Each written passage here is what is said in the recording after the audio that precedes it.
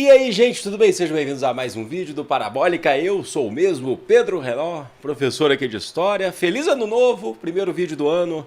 É o primeiro do ano? É que eu estava prometendo unificação da Itália. Possivelmente o próximo vídeo vai ser sobre a unificação da Alemanha. Mas hoje a gente vai entender os processos que levaram a Itália a se unificar no século XIX e quais as consequências disso. Isso vai ajudar demais vocês a estudarem para os vestibulares, daquela forma didática que eu sempre faço, né? Que eu acho que é uma das grandes características desse canal aqui, que vocês elogiam bastante. E olha só que eu já convido vocês a me seguirem nas redes sociais e se inscreverem no canal para ajudar o canal crescendo. Esse ano de 2019 promete com muito conteúdo, não só em vídeo, mas também conteúdo didático aqui para vocês. Então vamos lá, gente, vamos contribuir com o canal nesse sentido de curtir o vídeo, se inscrever no canal, deixar o seu comentário, porque o seu comentário é importante, porque o YouTube, o algoritmo do YouTube entende que o engajamento faz, né, a gente ser visto, isso é muito importante. Unificação da Itália, século XIX, que a gente dá o nome também de Ressurgimento, ou Ressurgimento, não sei qual é a pronúncia certa, mas significa erguer-se, surgir, certo? Significa o quê? A Itália, a região da Itália, não era um Estado nacional. A região da Itália era formada por vários reinos, sabe? Quando a Idade Média acabou lá no século XV, XIV, XV, a gente tem como característica a formação dos estados nacionais. Vocês sabem bem, Portugal, Espanha, Inglaterra, França. Itália e Alemanha não entraram nessa onda, não entraram nessa ideia. Eram bem fragmentados, então eles não se uniram naquela época.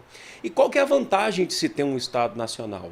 A primeira coisa, formar um exército nacional para proteção de seu próprio território, ter uma unidade monetária, todas essas coisas que a gente sabe muito bem. E se você não é um Estado nacional, você fica sujeito à dominação de outros países, certo? Exclusivamente falando, pontuando que a gente está falando aí no século XIX, o século XIX é o século dos impérios, a grande era dos impérios. Né? O imperialismo está comendo solto. Então, as grandes potências mundiais querem conquistar territórios, querem extrair recursos naturais dos territórios. E se você não é o Estado Nacional, que não tenha um exército formado, profissional, se você não tiver força econômica, você acaba sendo dominado. E é isso que vai acontecer com a Itália no século XIX. Principalmente porque após o Congresso de Viena, durante o Congresso de Viena, que foi aquele congresso que definiu os rumos da Europa após a derrota de Napoleão Bonaparte, o Congresso de Viena reorganizou um mapa europeu. E a Itália foi dividida em vários reinos. Só que vale destacar aqui que nem todos esses reinos eram independentes. A Itália ela foi dividida em vários reinos, mas vale destacar que a Áustria, o Império Austríaco, que era uma grande potência da época, o Império Austríaco acabou ficando com boa parte do que é o território italiano. E aí que a gente vai chamar da Lombardia e Vêneto, né, por exemplo. Então, a Itália fragmentada, ela acaba sendo um lugar para os outros dominarem, para os outros conquistarem. Então é importante que esteja o ressurgimento. É importante que ela se unifique para poder se proteger. E, gente, convenhamos, o momento é esse. Por que o momento é esse? Porque, apesar do imperialismo, tudo que está acontecendo, o período da unificação da Itália, que a gente está falando, que vai se consolidar mesmo em 1871, 1870, desculpe, mas o período que a gente está vivendo é um período também de grande parte, aí, de grandes revoluções ocorrendo na Europa, né? De revoluções nacionalistas e liberais, vários grupos tentando políticas novas para os seus territórios. Eu fiz um vídeo aqui no canal falando o que são essas revoluções, que a gente vai chamar de Primavera dos Povos, que acontecem lá em 1848. Então, vários povos estão querendo se unificar, vários povos estão querendo se fortalecer. A Itália, a unificação italiana, ela faz parte do processo da Primavera dos Povos. Ou, minimamente, ela é consequência do processo da Primavera dos Povos, certo? Então, estamos vivendo um momento de grande agitação política na Europa. E a Itália, ela entra nesse meio aí também. Mas tem uma questão que a gente precisa notar. Suponhamos que a Itália vai e unifica, tipo assim, unificou, total. Qual que é o tipo de política que a Itália vai ter? Qual que é o tipo de governo que a Itália vai ter? O socialismo já existe, o pensamento socialista, o capitalismo existe desde lá do século XIV e XV. Que tipo de governo a Itália vai ter? Vai ser uma república inspirada pelos ideais franceses ou vai ser uma monarquia inspirada pelos ideais britânicos? Então, vários grupos estão habitando os reinos da Itália, que estão querendo propor políticas caso essa unificação seja feita. Vamos pontuar então. Existem os neoguelfos, que é um grupo que é liderado por um cara chamado Vincenzo Ghiberti. Esse grupo, ele deseja formar na Itália, caso ela seja unificada, uma monarquia, mas uma monarquia papal. O que significa isso? Com forte influência da Igreja Católica. Então seria uma monarquia clerical, onde a Igreja Católica vai fazer a política da Itália. Nós temos também um grupo muito forte aí, que será o grupo dos republicanos, que o nome já expressa, né? Eles querem uma república, eles não querem monarquia. E eles são ali principalmente liderados por um cara muito importante nesse processo que a gente vai falar aí da unificação italiana, que vai ser o Giuseppe Mazzini. O que ele quer? Ele é fundador de uma organização secreta chamada Carbonária, que era contra a monarquia do antigo regime, o absolutismo, e era um defensor de ideais mais liberais. Então são os republicanos que também estão se organizando de uma organização, de uma seita secreta, né, essa Carbonária. E o Giuseppe Mazzini também ele é fundador de um grupo chamado de Jovem Itália. Olha o nome, eles querem formar uma Jovem Itália, que é basicamente um grupo paramilitar que defende os ideais republicanos.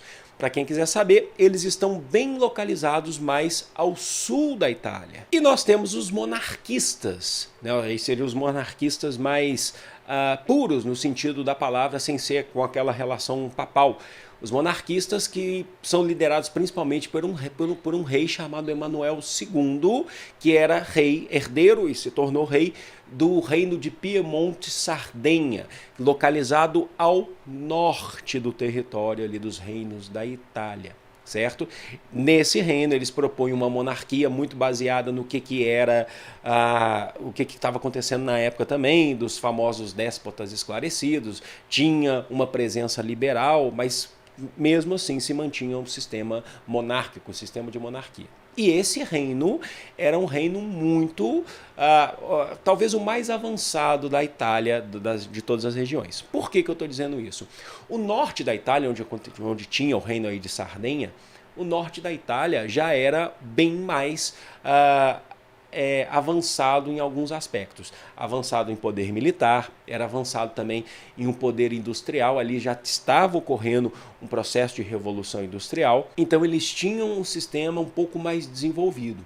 O sul, ele era bem agrário, o sul era pobre e extremamente agrário. E é basicamente, o que eu quero que vocês entendam para trazer essa relação com o Brasil, é do sul, pela guerra de unificação italiana, que vem a maior parte dos imigrantes do século XIX, que vem para plantar café no Brasil, ali dentro do governo de Dom Pedro II, sabe, do século XIX, no segundo reinado.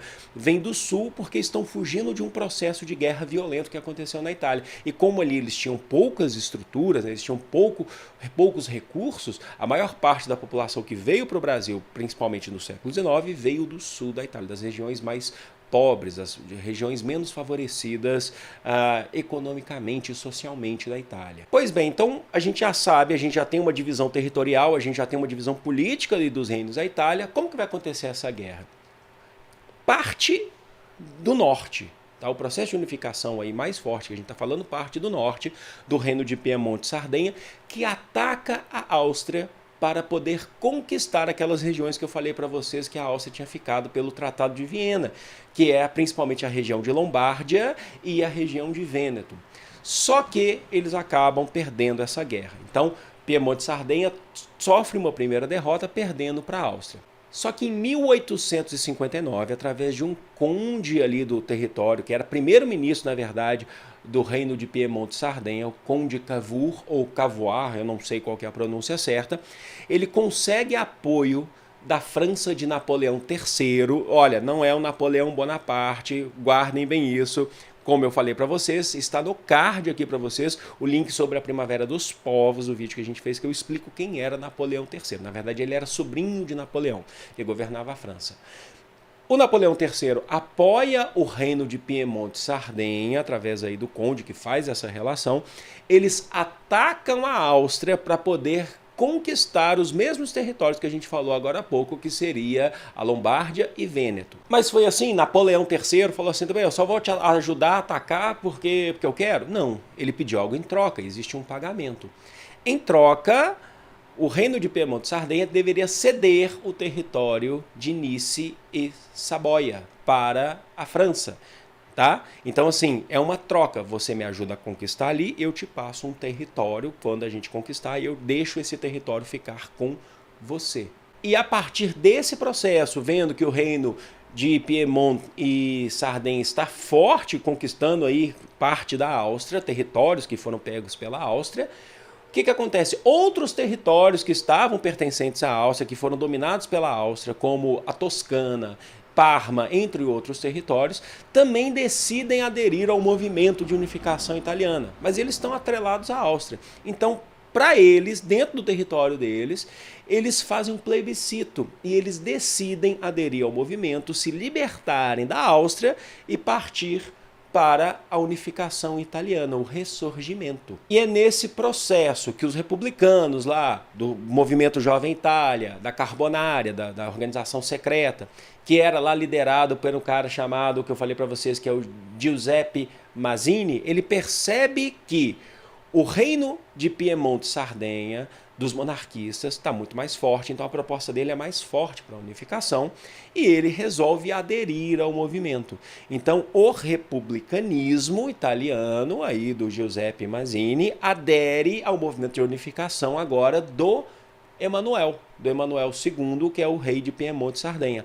Mas não só isso, outro republicano importante que estava tendo uma atuação grande ao sul, que vai ser outro Giuseppe, que é o Giuseppe Garibaldi. Esse cara é importante, inclusive, na história do Brasil, porque ele esteve aqui no Brasil, antes aí da unificação italiana, ele mais novo, ele esteve no Brasil, inclusive, participando da Revolução Farroupilha, que aconteceu em Rio Grande do Sul e Santa Catarina, que é um movimento republicano que aconteceu no Sul durante a regência.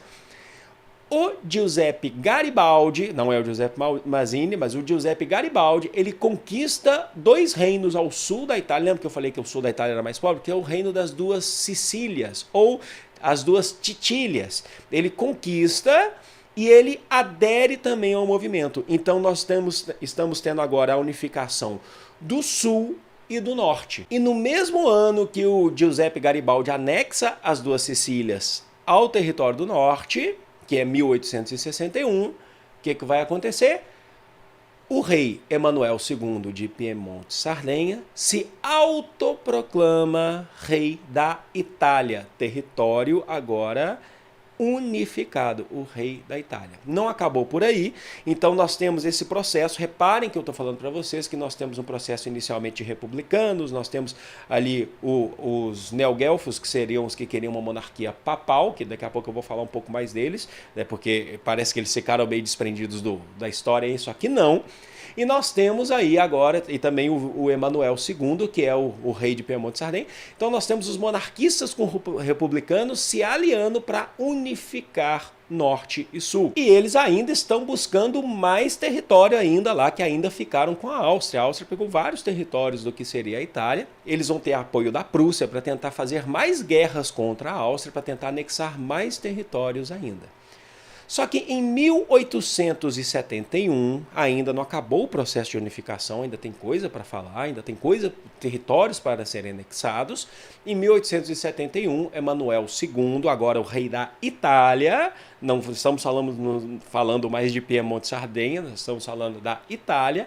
Emanuel II anexa também os territórios pontífices, ou territórios dos estados pontifícios. O que são isso? Territórios que pertencem à Igreja Católica. E ali está Roma. E ele fala assim, Roma será a nossa capital. Como que ele conseguiu anexar esses territórios?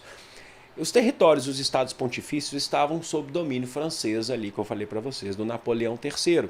E o Napoleão III tinha feito uma guerra, entrou numa guerra forte contra a Prússia, que é a famosa Guerra Franco-Prussiana. Inclusive, isso é o resultado disso da formação do Império Alemão, que é a próxima aula.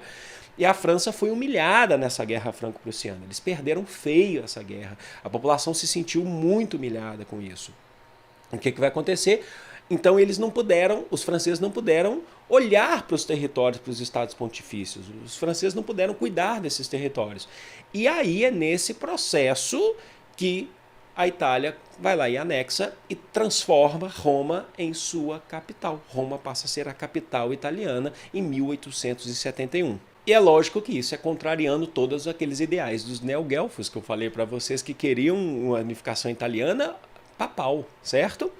E não foi isso que aconteceu.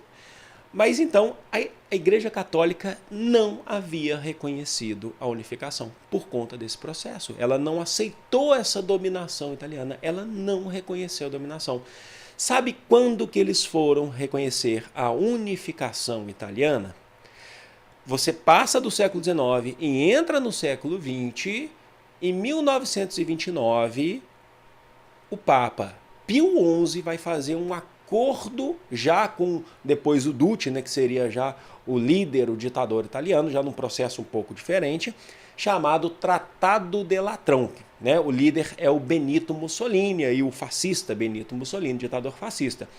O que acontece? O Benito Mussolini, para poder ter o apoio da Igreja Católica em sua política, ele assina um tratado com Pio XI, que a Igreja Católica passa a não questionar mais os ideais fascistas de Mussolini a partir de 1929, e, em troca, o Mussolini cede o Vaticano como Estado independente. Não é da Itália, é agora um Estado pontifício. Ele cede o Vaticano para ser um Estado independente do clero católico. Então reparem que esse processo é um processo que passa para o século XX. Inclusive a Primeira Guerra Mundial, a Itália tem aquela velha história que todo mundo sabe que a Itália, dependendo da região que você vive, que a Itália em 1915, ela entrou do lado da Tríplice Aliança, que era Alemanha, Áustria, Hungria e Itália. Em 1914, isso. Em 1915 ela vira de lado, né? Que, dependendo da região que você estiver aí, a gente chama isso de vira-casaca ou vira-folha. Eu morava em São Paulo, chamava de vira-casaca. Aqui em Belo Horizonte fala vira-folha. Se eu falo vira-casaca aqui, ninguém entende. Mas o que acontece? Muda de lado. E aí você fala assim, por quê? Porque a Inglaterra tinha falado, se você entrar do nosso lado da guerra, assim que a gente vencer a Primeira Guerra Mundial, que começou em 14 e terminou em 18, a gente vai pegar mais territórios da Áustria ali, que ainda estão lá, que vocês não conseguiram unificar até hoje. E a Itália, ela faz esse processo. Então reparem que a unificação italiana, ela já é um pé para a Primeira Guerra Mundial. Ela já é um motivo da Primeira Guerra Mundial. Esse sentimento que a gente chama de ressurgimento. Na Alemanha a gente vai falar de pangermanismo, unificação da Alemanha. Na Itália, o termo que se usa muito lá é ressurgimento.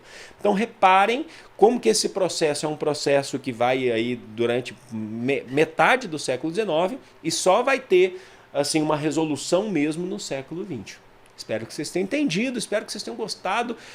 2019 promete muito aqui pra gente, foi um ano bacana, 2018, 2019 vai ser melhor ainda. Não deixe de curtir, compartilhar, se inscrever no canal se ainda não for inscrito e lembrem-se, deixar os seus comentários aqui, porque o engajamento é muito importante.